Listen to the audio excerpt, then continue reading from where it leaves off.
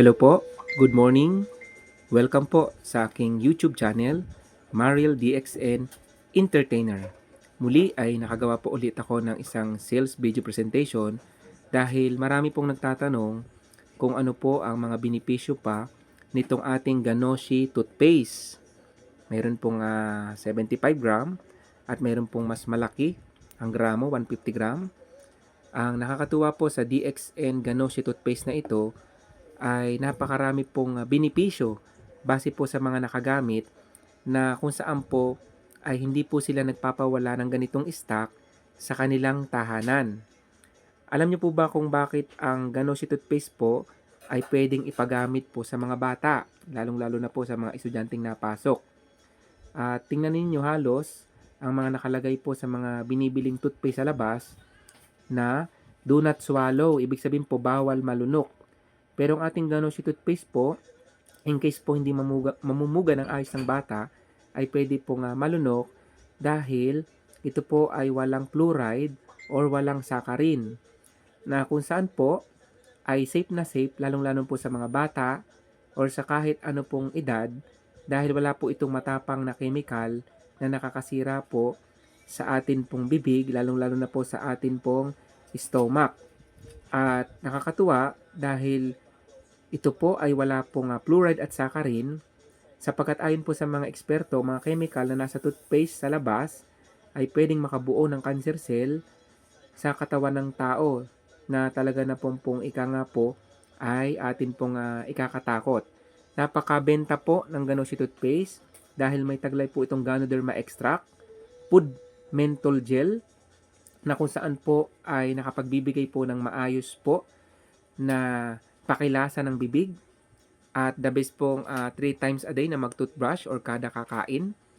Mabisa po ito, lalong-lalo po kung may dumudugo kayong gilagid, mayroon po kayong singaw, at syempre kung kayo po ay medyo masakit po ang ngipin, at ika nga po ay nakakatulong din po na maging utay-utay po, na maging maputi at maalis po ang mga kalawang po sa pagitan po ng atin pong mga ngipin.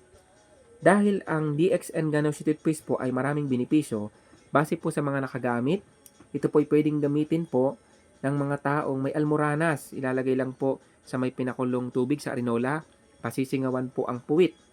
Pwede rin pong gawing feminine wash ng mga kababaihan, ikakanaw po sa tabong may maligamgam, at yun po ang gagamitin pong ikangang feminine wash. Pwede rin po ito, facial wash, kung kayo po ay may mga kakilalang sobrang maraming taghawat, pwedeng ipatry po habang basa ang mukha. Ito po ang maging panghilamos, ang DXN Ganoshi toothpaste. Ito po ay nakakaalis din po ng mga sakit at kirot.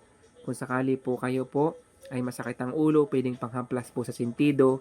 Kung sakali po masakit po ang tiyan, panghaplas po sa inyo pong parte ng tiyan.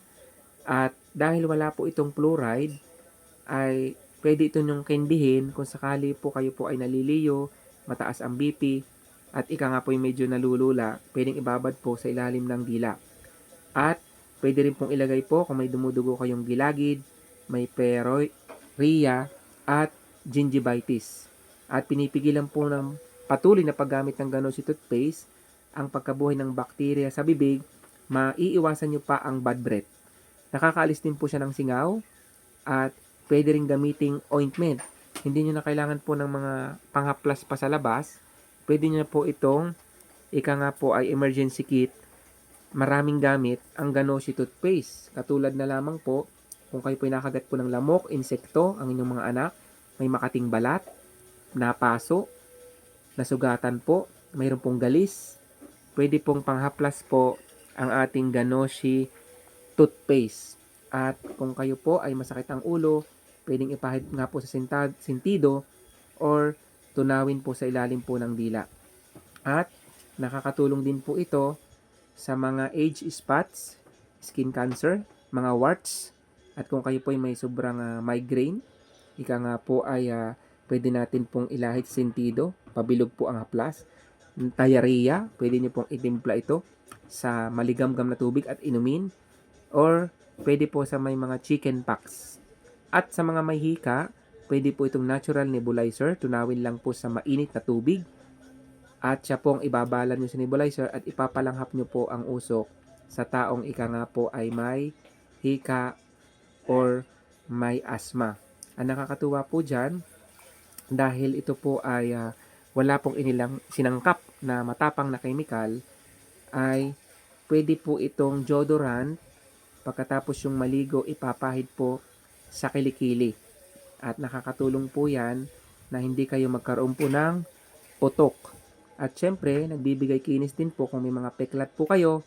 At higit sa lahat, kung palagi kayo nagme-medyas, pwede pong panglahid sa mga daliri nyo sa paa bago po kayo mag-medyas. Ang nakakatuwa po dyan, ang ating pong Ganoshi toothpaste ay mabibili nyo lamang po exclusive sa DXN Batangas branch, saan mang branch Luzon, Visayas, Mindanao, at saan mang service center Luzon, Visayas, Mindanao.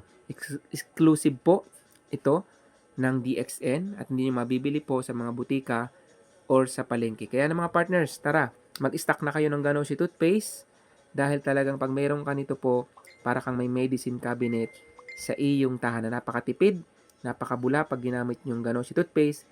At wag po kayong magtataka kung bakit ito po ay kulay brown dahil mayroon po itong ika nga po ay Ganoderma mushroom kaya kulay brown ang pinaka-paste po nito at wag niyo pong pagkakamalan po na ika nga po ay panis. At nakakatuwa, ang kanya pong code or coloring code ay kulay blue. Yan, ibig sabihin po niyan ay medicinal at hindi po ika nga po harmful, hindi po delikado sa mga bata or sa mga gagamit po nito bilang pang toothbrush. Muli, maraming salamat po sa mga nakapakinig at pwede na kayong mag-inquire sa inyong mga nag-invite po sa inyo para po makabili na po or makapag-stock na, maka-discount sa ating DXN product. Ito nga po ang Ganoshi toothpaste. Thank you very much.